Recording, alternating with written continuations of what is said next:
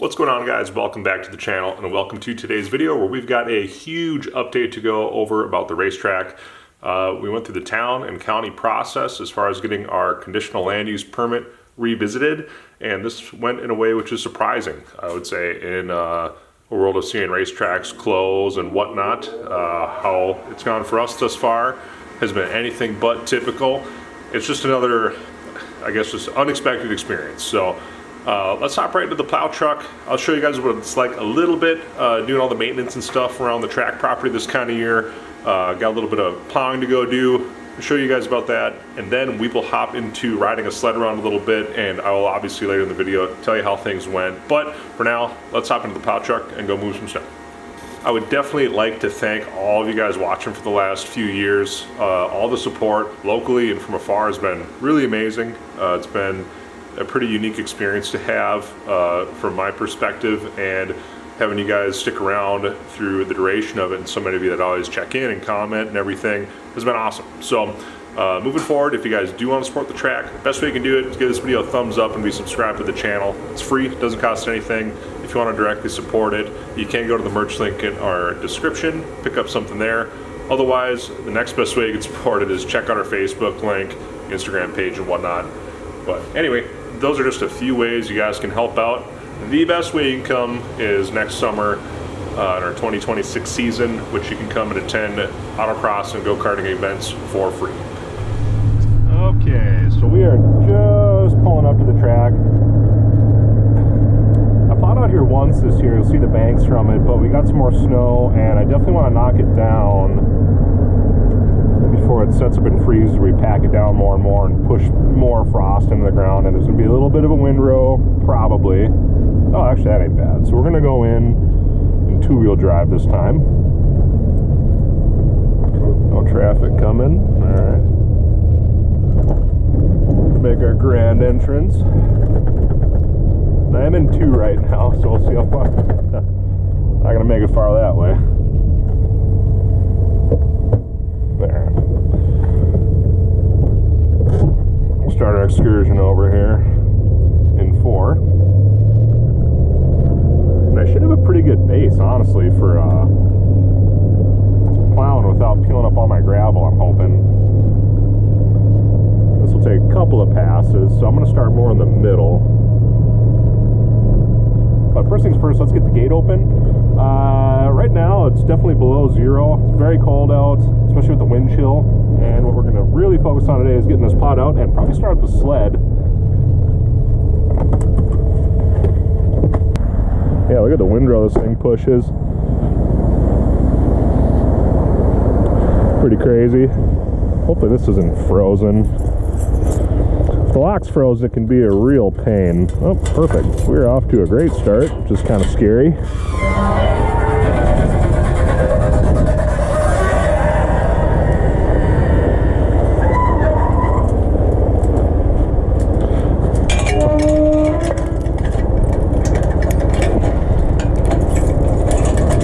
Alright, well, let's go plow some snow.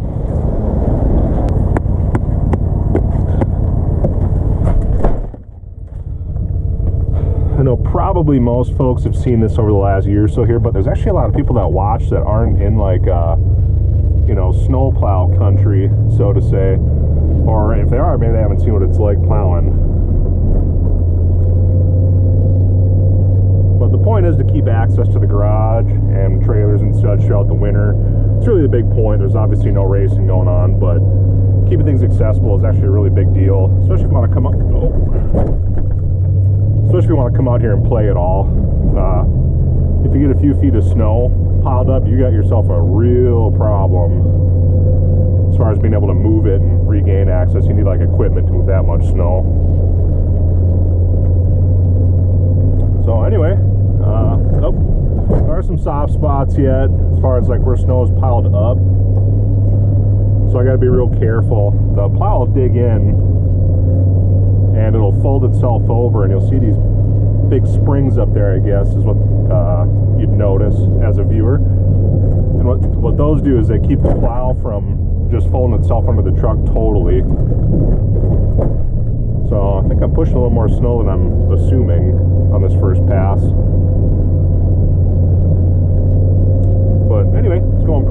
give you guys a view outside too here.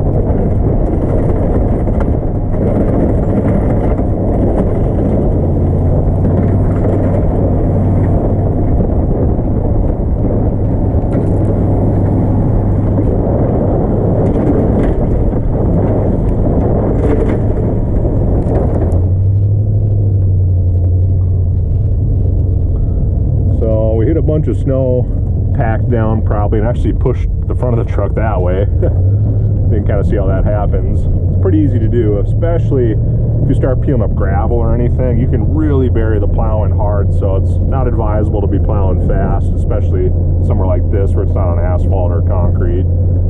It's not advisable. So it's been really challenging this winter trying to plow all this already.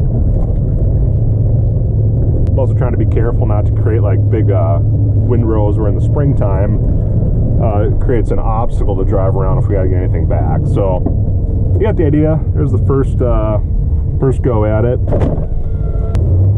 Not sure this will be the best view ever with the way the sun is right now, but I do keep the front turnaround area open for our neighbors up here that own the bar parcel, and then anybody else that kind of is kind of a turnaround spot for a lot of people. I think the county uses it to turn around, and local law enforcement will not my camp here once in a while. So I do just keep this open for a number of reasons. Don't have to, obviously, but it does seem to be like generally helpful. Especially I think of you know, the one time I was working on my car before buying the property. I actually stopped here to work on something, so it's kind of a little safe spot to hide if you need to. And it hasn't been an issue. So at the end of the day, I feel good about just keeping it open, making it totally accessible for anybody if they got parked for a minute.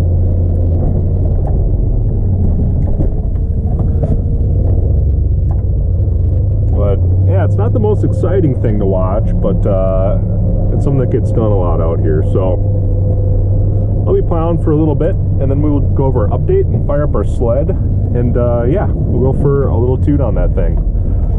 Snowmobiling will probably be kind of first for a lot of people too that are watching. And to be clear, I don't have like a hot rod or a race light or anything. It's an old 90s Polaris Indy. It's a 340 fan cooled deal, which obviously I'm going to show you.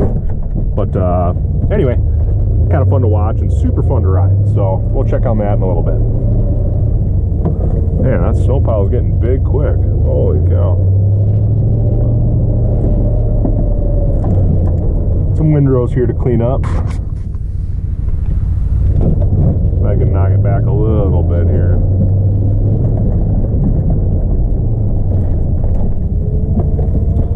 Plow's slow enough, which is kind of a problem, where when you go to plow and you lift it, it takes a while to get it up high enough to knock the top of that bank over. Just something I'm noticing. It's probably a function of the batteries, but for the most part, plows are a little on the slow side.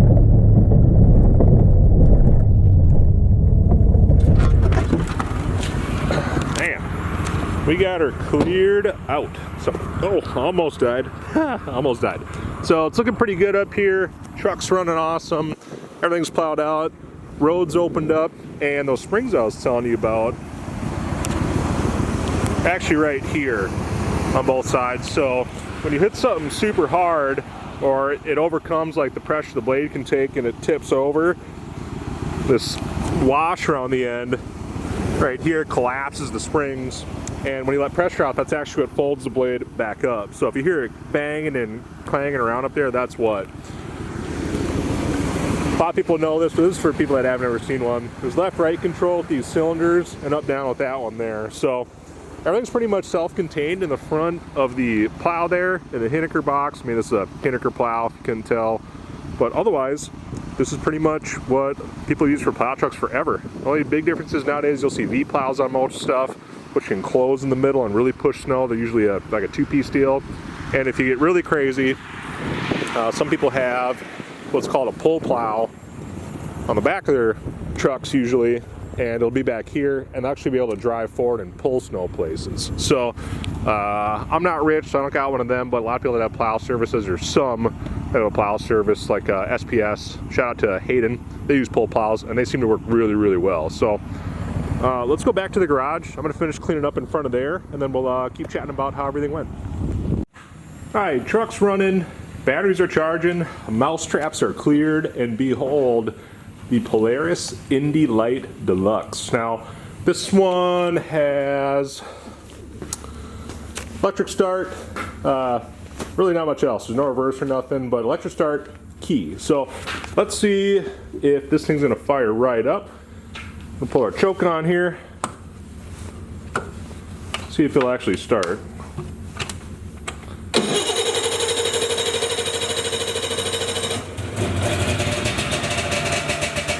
Beautiful.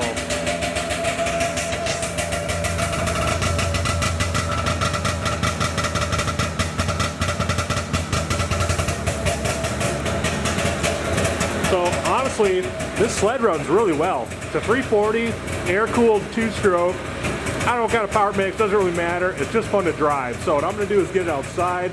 We're starting to get the smoke in here. Oh, there we go.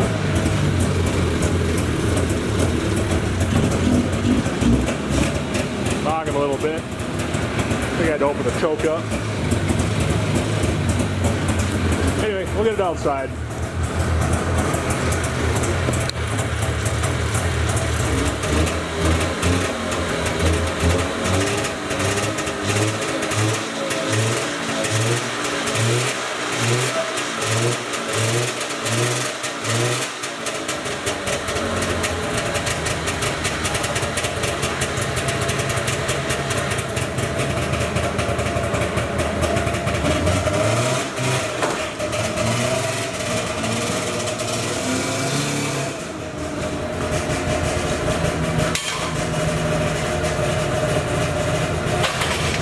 But anyway, I'm gonna go get my face mask and stuff on because it is cold out today. It is very cold out today, and if you go anything over a mile an hour in one of these when it's cold out, your face will freeze, I promise you. So, you know, it's funny, I didn't realize that these are almost the same color scheme a little bit. It's that kind of green, turquoise, whatever. It's the same color basically. And the 90s graphics are pretty cool. Truck's a 99. I think this one's a 95. I think so. You know, back in the day, whenever guy was driving around in a plow truck like that, maybe with a trailer and a sled, was a total stud, clearly. So, kind of cool. I love these old 90s sleds, especially like the Polaris wedges. I think are super cool sleds. Older Arctic Cat stuff is fun to check out too. But anyway, I'm gonna go play around a little bit more. It's super cold. I don't have a helmet on, and my face is getting cold. So, I want to make sure I run some gas through it and then park it.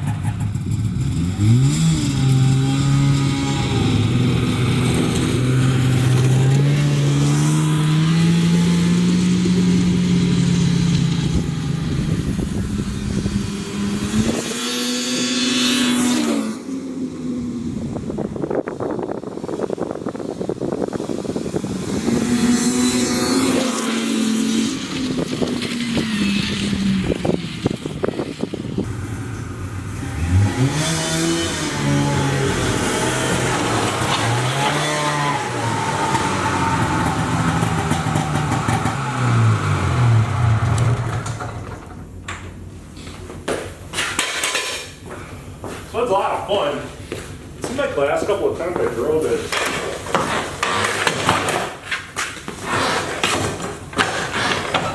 or at least that time, it was a little bit harder to start. The choke was acting up a little maybe. See if I can. Alright, pretty close out and mobile again.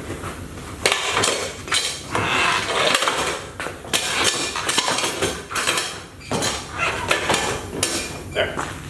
Now you can move it around. I'm going to blow some of the snow off it, get that out of the garage, and we'll be ready to go. So there you go. Truck's all charged up again, ready to do some more plowing. Sled runs awesome. I'm going to clear the snow out of it, and we'll wrap up today's video. A few weeks ago now, it went perfect. The meeting I had the first time around was met fairly well contested. A lot of neighbors showed up to say that we didn't want this to happen because of X, Y, and Z. They were luckily able to voice their concerns, and what turned up happening over the last few years since 2022 is nothing has happened that would result in any complaint or like punitive action from the county or town or anything like that. I haven't even been contacted by neighbors with problems personally. So at the end of the day, having a racetrack, or a couple racetracks now with go-karting this year, couldn't have gone better. Town said yes, they did their due diligence, looked it over really well. Took a few minutes and they chatted about it. I'm sure they read it all beforehand, but that went our way. It went to the county level, and then it took a few minutes. One of the guys, I didn't catch the name, I was attending online, but one of the guys asked about recusing himself because he knew my dad, didn't want any conflict of interest, so he was completely upfront about that. And apparently with all this stuff going on, or what we were looking to change, probably wasn't a big enough deal that it seemed like a conflict of interest, so everyone took a vote. It was a pretty easy yes, and we got all of our restrictions removed. So we used to be able to run 2 weekend days per month between April and November from 8 a.m. to 8 p.m. Those rules are now gone. So at the end of the day, we can operate, you know, essentially you could operate every day within noise ordinance hours, which if I recall off the top of my head are 10 p.m. I forget the AM time, but our schedule is going to remain the same. We're not running late. The point of this was that I don't want to ever have to revisit this again, get a temporary permit if we want to do like a later show or like a night show. We may have to get a variance from the town if we went past 10, but I can't see that ever happening under any circumstance. So 99.9% of the time we're going to stick to our normal schedule. And the biggest deal of this is that with karting next year, I believe Chad wants to almost double the karting dates, and we wouldn't have been able to accommodate that in the nice weather months with only 2 weekend days per month. So for example, in July, if we want to have an event, we can have 2 days. That's 2 Saturdays, or a Saturday and a Sunday, or 2 Sundays, or whatever. Whole month is shot. So this has given us a lot more meat to work with in our warm weather months, which is awesome. It was really the whole point of it. Obviously we're pretty much closed in the winter. I keep the track plowed. I mean, maybe one day we'll do like a vintage ride out here, because it's starting to seem feasible actually to get a bunch of old sleds out here, like the Polaris, and just go tool around and have some fun. So maybe we'll do something like that.